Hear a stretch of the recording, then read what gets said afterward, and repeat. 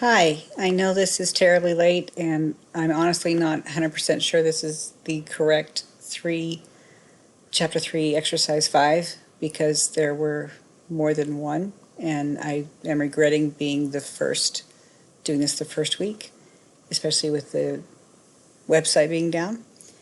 But here we are, and I thought I would share with you a method I've been using this week to try to get things more understandable, make less errors in my assignments, get to the answers a little faster.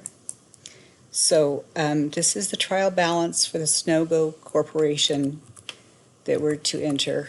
And if I just plug the numbers in to an Excel sheet, it does this fantastic thing where it sums it up as I go because I've added the formula into this cell.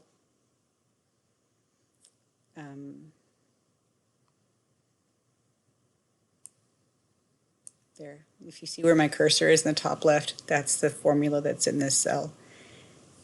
I'm sure you all are great with Excel, and this probably looks really simple to many of you.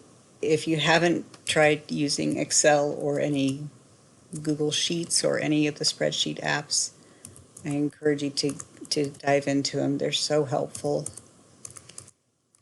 especially in a course like this. Let's see, we're at dividends.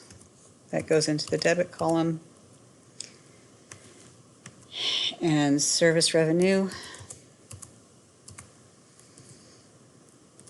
Then they had some utilities.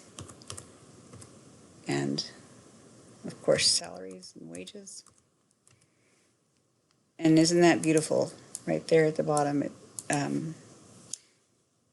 quickly puts them together and verifies that it's accurate. So again, I apologize that this is so late. I did want to show you something that I'm sharing with this link.